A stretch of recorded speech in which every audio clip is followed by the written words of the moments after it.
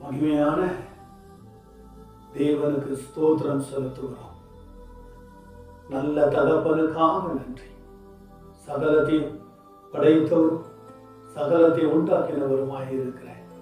என் தேவனாகிய கர்த்தருடைய நாம் மகிமைப்படும்படி இந்த ஆசீர்வதிக்கப்பட்ட இந்த நல்ல நேரத்துக்காக கர்த்தருடைய நாம் மகிமைப்படும்படி இந்த யூடியூப் வழியாய் இயேசுவின் நாமத்தில் பேசிக்கொண்டிருக்கிறவருடைய வார்த்தை கேட்கிற பிள்ளைகளை தாங்கும்படி உயர்த்தும்படி அவை நோக்கி ஜெபிக்கிற அந்த நாளிலே கர்த்தர் கொடுக்கிற பரிசுத்தமான வார்த்தை சங்கீதத்தில் 34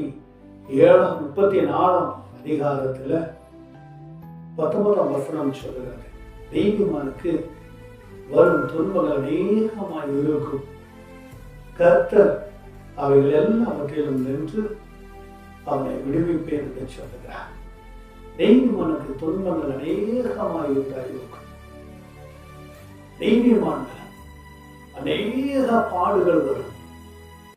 நீதிமான்களுக்கு அநேக துன்பங்கள் வரும். நீதிமான்களுக்கு அநேக நெருக்கம் வரும். ஆனாலும் தேவனாகிய கர்த்தர் இந்த நாளில் நமக்காக கொடுக்கப்பட்ட வசனம் அநேக வேதனை. இதோடைய தலைப்பு அநேக வேதனைகள் துன்பங்கள் வரும். ஆனால் கர்த்தர் சொல்லுகிறார், கர்த்தர் அவை எல்லாவற்றிலும் நின்று விடுவிப்பேன் என்று சொல்லுகிறார். விடுவிக்கிற கர்த்தர் நம்மளை பார்த்து சொல்லுகிறார், நீதிமானுக்கு வரும் துன்பங்கள் அநேகமாய் இருக்கும். ஆனாலும் கர்த்தர் அவையில் நின்று அவனை விடுவிப்பேன், அவனை பாதுகாப்பேன் என்று சொல்லுகிறார். இதோ வேதம் சொல்லுகிறது. அடுத்த ஒரு பரிசுத்தமான வசனம் என்ன சொல்லுகிறது சொன்னால், நீதிமான்கள் 17 சங்கீதத்தில் நீதிமான்கள் கூப்பிடும் பொழுது கர்த்தர் கேட்டு அவர்களை அவருடைய எல்லா உபத்திரங்களுக்கும் நீங்களாக்கி விடுகிறார். நீதிமான் கூப்பிடும் பொழுது கர்த்தர் கேட்கிறார். என் தேவ பிள்ளைகளை நீங்க நினைக்கலாம், என் ஜெபத்துக்கெல்லாம் பதில் வருவதில்லை, என் ஜெபத்தை ஆண்டவர் கேட்கிறாரா, என் ஜெபத்தை ஆண்டவர் கேட்டுக்கொண்டிருக்கிறார் என்று உங்க உள்ளம் ஒருவேளை கேள்வி கேட்கலாம், உங்க இருதயம் கேள்வி கேட்கலாம். ஆனா இந்த வேதத்துல இந்த யூடியூப் வழியை பார்க்கிற என் தெய்வ பிள்ளைகளை தனி மனுஷனை பார்த்து பேசுகிறார். நீதிமான் கூப்பிடும் பொழுது கர்த்தர் கேட்டு அவனை எல்லா உபத்திரங்களுக்கும் நீங்களாக்கி விட்டுகிறார். எல்லா உபத்திரங்களுக்கும். யோவான் 16:32 உலகத்தில் உபத்திரம் உண்டு, ஆனால் திட்டம் கொள்ளுங்கள், நான் உலகத்தை ஜெயித்தேன் என்று சொல்கிறார். உலகத்தில் உங்களுக்கு அநேக உபத்திரங்கள் உண்டு, ஆனாலும் உலகத்தை நான் செய்தேன், நான் உங்களை ஒன்றும் சேரப்படுத்தாது என்று சொல்லுகிறார். அதே நீதிமொழியில இப்படியா கர்த்தர் ஒரு பரிசுத்தமான நல்ல வார்த்தைகளை கொடுக்கிறார். அதாவது அவர் என்ன சொல்லுகிறார்னா, அவர் பரிசுத்தமான ஒரு மனுஷனுடைய வாழ்க்கையை குறித்து பேசிக் கொண்டிருக்கிறார். நீதிமான் 7 முறை கீழே விழுவான், ஆனாலும் திரும்பவும் எழுந்திருப்பான். துன்மார்கரோ தீங்கிலே இடர்ந்து கிடப்பார்கள். துன்மார்கர் தீங்கிலே பாவத்திலே மடிந்து அவர்கள் எப்படி இருப்பார்களாமா? அவர்கள் இடர்ந்து கிடப்பார்கள். ஆனால் நீதிமான்கள் 7 தரம் விழுந்தாலும் திரும்பி எழுந்திருப்பான். 7 தரம் கீழே விழுந்தாலும் அவனை கர்த்தர் தூக்கி எடுக்கிறார். என் தேவ பிள்ளைகளை விழுந்து கிடக்க நினைக்கிறீங்களா? விழுந்து போயிட்டு நினைக்கிறீங்களா? கவலைப்படாதீங்க. கர்த்தர் 7 முறை நீதிமான் விழுந்தார், அந்த 7 முறையும் கர்த்தர் தூக்கி எடுக்கிறார். கர்த்தர் உங்களை தூக்கி எடுக்க வல்லவராக இருக்கிறார். யோபு தன்னுடைய வாழ்க்கையில எல்லாம் இழந்தது, எல்லாம் ஆண்டது, எல்லாம் போனது. சரீரத்துல வியாதி, சரீரத்துல பிரச்சனை, சரீரத்துல போராட்டம், சரீரத்துல உபத்திரம், சரீரத்துல நெருக்கம், சரீரத்துல குழப்பம், நிம்மதி இல்லை, எல்லாமே இழந்தது. ஆனாலும் தன்னுடைய வாழ்க்கையை, தன்னுடைய நீதியை, தன்னுடைய பரிசுத்தத்தை, தன்னுடைய வெற்றியை, தன்னுடைய ஜெயத்தை, ஜெயம் கொண்ட கர்த்தரை விட்டு விலகாமல் இரவும் பகலும் 7 நாட்கள் வெறும் தரையில உட்கார்ந்து தேவனை நோக்கி செபித்தான். உள்ளம் கெட்டு போகல, உள்ளம் சோர்ந்து போகல, உள்ளம் பயந்து போகல, உள்ளம் நடுங்கி போகல. உள்ளத்துல கர்த்தர் வாழ்ந்து கொண்டிருக்கிறார், உள்ளத்துல கர்த்தர் குடி கொண்டிருக்கிறார். 1 கொரிந்தியர் 3:16 ஒருவன் தேவனுடைய ஆலயத்தை கெடுத்தான், நான் அவனை கெடுப்பேன், நீ அந்த ஆலயம் என்று சொல்லியிருக்கிறார். அந்த ஆலயம் யோபுடைய இருதயமாய் இருந்தது. அந்த ஆலயம் தேவனுடைய ஆலயமாய் இருந்தது. அந்த யோபுடைய இருதயம் பரிசுத்த ஆலயமாய் இருந்தது. அது கெட்டு போகாம ஆலயமாய் இருந்தது. அது விழுந்து போகக்கூடிய ஆலயமாய் அல்ல. அது எழுந்திருந்து நிமிர்ந்திருந்து தேவனை சார்ந்து கொண்டிருந்த ஒரு ஆலயமாய் இருந்தது. யோபு எல்லாம் இழந்தான். குப்பை தொட்டியில அந்த வெறும் தரையில 7 இரவும் பகலும் தேவனை நோக்கி மன்றாடினார். தேவனை நோக்கி செபித்தார். கர்த்தாவே நீர் போதும், நீங்க தான் என்ன படைச்சிங்க, எனக்கு கொடுத்தது முக்கியம் இல்லை, இழந்தது முக்கியம் இல்லை, உபத்திரம் முக்கியம் இல்லை, வியாதி முக்கியம் இல்லை, என் பாடு முக்கியம் இல்லை, மனைவி மறுதளித்தது முக்கியம் இல்லை, எல்லா நண்பர்களும் உழைப்பாளி வேலையாளெல்லாம் தூஷித்தது முக்கியம் இல்லை, என் தேவன் தான் எனக்கு முக்கியம், என் கர்த்தர்கிட்ட தான் எல்லாமே இருக்குது என்று சொல்லி தன்னுடைய வாழ்க்கையை தேவனுக்கு என்று அர்ப்பணித்தார். தேவனுக்கு என்று கொடுத்தார். தன் வாழ்க்கையை முற்றிலும் கொடுத்தார். உம்முடைய சமூகத்துல தான் சந்தோஷம் உண்டு, உம்முடைய சமூகத்துல தான் நிம்மதி உண்டு, உம்முடைய சமூகத்துல தான் ஆசீர்வாதம் உண்டு, உம்முடைய சமூகத்துல தான் நித்தியமான வாழ்வு உண்டு, உம்முடைய சமூகத்துல தான் நிரந்தரமான வாழ்வு உண்டு என்று சொல்லி தன் உத்தமத்திலே, தன் நீதியிலே, தன் பரிசுத்தத்திலே யோபு தேவனுக்கு பயந்து வாழ்ந்தார். தேவனுக்கு கீழ்ப்படிந்து வாழ்ந்தார். மனுஷன் சொல்வதை கேட்கல, உலகம் சொல்வதை கேட்கல, உலகத்துக்கு ஏற்றபடி வாழல, உலகத்துக்கு ஏற்றபடி மாயமான வாழ்க்கையை வாழல. உபத்திரம் வந்தாலும் சரி, என் தேவன் என்னோடு கூட இருக்கிறார். உபாகமம் 28:7 சொல்லுகிறது, ஒரு வழியா வந்தா 7 வழியாய் ஓடுவான் என்று தேவனாகிய கர்த்தர் வார்த்தை கொடுத்திருக்கிறார், வாக்கு தத்தத்தை கொடுத்திருக்கிறார். அந்த வாக்கு தத்தமும் வார்த்தை உயிராய் இருக்கிறது, அது ஜீவனாய் இருக்கிறது. அது என்னைக்கும் மடிந்து போகாது, அது என்னைக்கு விழுந்து போகாது, அது என்னைக்கும் சோர்ந்து போகாது. அது பலனுள்ளதாய் இருக்கிறது, அது திடனுள்ளதாய் இருக்கிறது, அது உறுதியாய் இருக்கிறது.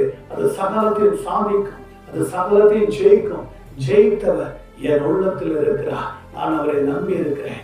உபத்திரம் என்ன செய்யும், பாவடி என்ன செய்யும், உலக கவலை என்ன செய்யும், மனுஷன் என்ன செய்யும், கர்த்தனோடு கூட இருக்கிறார். இப்படியாக 118ஆம் சங்கீதத்துல 6-7 வசனம், கர்த்தரின் பட்சத்தில் இருக்கையில் நான் பயப்படேன், மனுஷன் எனக்கு என்ன செய்வான். கர்த்தரின் பட்சத்தில் இருக்கும் பொழுது நான் எதற்கும் பயப்பட மாட்டேன், நான் பயப்பட மாட்டேன். ஏனென்றால் மனுஷனுக்கு நான் பயப்படேன், கர்த்தரின் பட்சத்தில் இருக்கிறார். நான் பயப்படேன், மனுஷன் எனக்கு என்னத்தை செய்வான் என்று சொல்லி தன்னுடைய வாழ்க்கையில தேவனை நோக்கி மன்றாடுகிறார். தேவ பிள்ளைகளே, என் அன்பு செல்லுங்களே, இந்த வசனத்தையும் செபத்தையும் பார்க்கிற உங்களுக்காக கவலைப்படாதீங்க. உபத்திரத்துல கிடக்கிறீங்களா, விழுந்து கிடக்கிறீங்களா, எழுந்திருக்க முடியாது நினைக்கிறீங்களா, கவலைப்படாதீங்க. உலகத்தை பார்த்து பார்த்து வாழாதீங்க, உபத்திரத்தை பார்த்து பார்த்து வாழாதீங்க, கவலையை பார்த்து பார்த்து வாழாதீங்க, உலகத்தில் இருக்கிற போராட்டத்தை கண்டு வாழாதீங்க. உயிருள்ளவர் ஒருத்தர் இருக்கிறார், நீதி உள்ளவர் ஒருத்தர் இருக்கிறார், உயர்த்த ஒருத்தர் இருக்கிறார், தூக்கி எடுக்க ஒருத்தர் இருக்கிறார், உங்களை பராமரித்துக் கொண்டிருக்கிற ஒருத்தர் இருக்கிறார், உங்களையே பார்த்து கொண்டிருக்கிற ஒருத்தர் இருக்கிறார், உங்களை உறுதிப்படுத்தவும் திடப்படுத்தவும் பாதுகாக்கவும் உங்களை பார்த்து கொண்டிருக்கிறார். உங்க நீதியில நிலைத்திருங்க, உத்தமத்தில நிலைத்திருங்க, உங்க நீதியில ஆசீர்வாதம் வரும். நீதி நிமித்தம் துன்பப்படுகிற பாக்கியவான் என்று சொல்லி மத்திய 5ஆம் அதிகாரத்துல பார்க்கிறோம். நீதி வரும், ஆனா துன்பங்களும் வரும். கவலைப்படாதீங்க, விழுந்து போக மாட்டீங்க, சோர்ந்து போக மாட்டீங்க. கர்த்தர் ஒரு நாள் உங்களை புறம்பே தள்ள மாட்டார், கர்த்தர் ஒரு நாள் உங்களை கைவிட மாட்டார். எண்ணற்ற ஆசீர்வாதங்களை கொடுத்து உங்களை தாங்குவார். பூமியில சும்மா உபத்திரத்தை பார்த்துக்கிட்டு, உலக காரியத்தை பார்த்துக்கிட்டு, நாமே அதில் சிந்தனையை போட்டு நினைவு எண்ணங்களை போட்டு வாழணும். எல்லாவற்றையும் தூக்கி எறிந்து உருவாக்கினவரை பாருங்க, உண்டாக்கினவரை பாருங்க, பரிசுத்தத்துக்கு வளரும்படி பாருங்க. யோபு தன்னுடைய வாழ்க்கையில தன் உபத்திரத்தை பார்க்கல, தன்னுடைய பாடுகளை பார்க்கல, சரிகிற நோய்களை பார்க்கல, சரிகிற மனப்போராட்டத்தை பார்க்கல.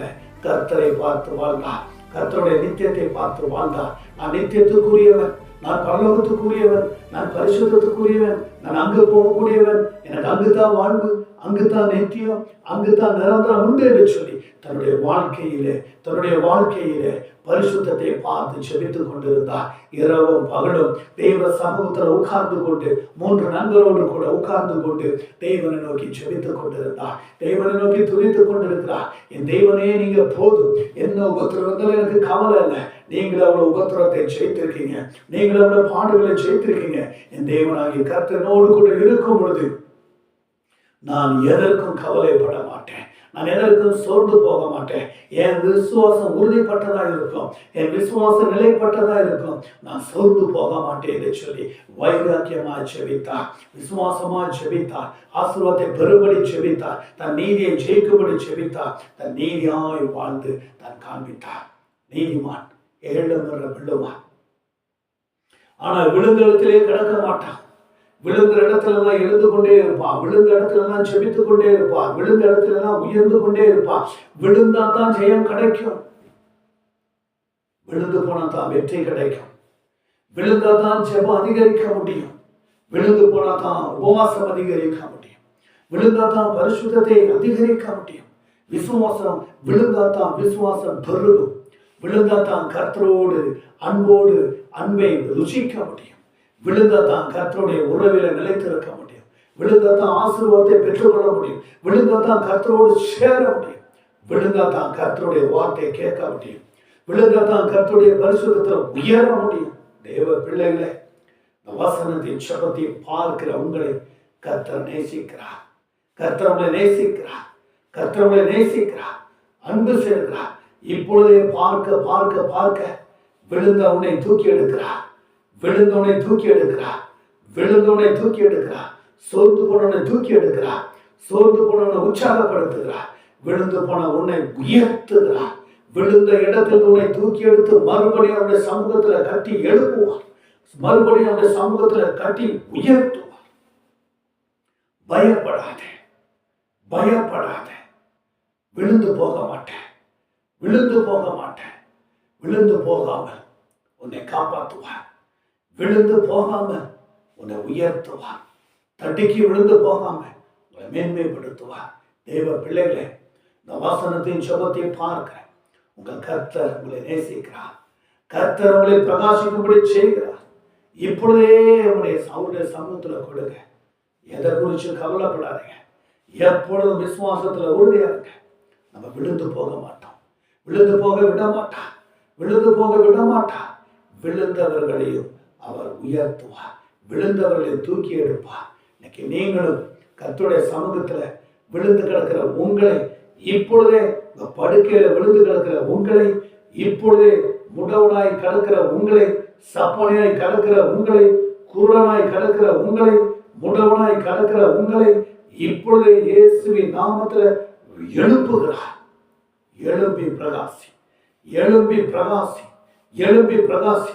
கர்த்தருடைய ஒளி வந்தது, கர்த்தருடைய நீதி வந்தது, கர்த்தருடைய பிரசனம் வந்தது. இப்பொழுதே எழுந்து பிரகாசி. தேவ பிள்ளைகளே, நீதிமான் கூப்பிடுகிற உடனே கர்த்தர் இறங்கி வருவார், உடனே ஜெபத்துக்கு பதிலை தருவார். எதை குறித்து கவலைப்படாதீங்க, சந்தோஷமா இருங்க, ஜாலியா வாழுங்க, தேவ சமூகத்தை நெருங்கிருங்க, உபத்திரவத்தை கண்டு பயப்படாதீங்க, நீதியில நிலைத்திருங்க. கர்த்தர் உங்களை ஆசீர்வதிப்பார். நீதிமானுடைய ஜெபம் ஊக்கமானது, நீதிமானுடைய ஜெபம், நீதிமானுடைய ஊக்கமான ஜெபம் கர்த்தர் கேட்டு ஆசீர்வதிப்பார். தேவ பிள்ளைகளே, தேவ சமூகத்தில் கொடுங்க, கர்த்தர் உங்களை ஆசீர்வதிப்பார். எதை குறித்து கவலைப்படாதீங்க, சோர்ந்து போகாதீங்க, கர்த்தர் உங்களை எல்லாம் மேன்மைப்படுத்துவார். பாருங்க, கேளுங்க, ஜெபிங்க, கர்த்தர் உங்களை ஆசீர்வதிப்பார். ரட்சகர் மீட்பர் இயேசுவின் நாமத்தில் ஜெபிக்கிறோம். ஜெபங்கள் நல்ல தகப்பனே. ஆமென், ஆமென், ஆமென்.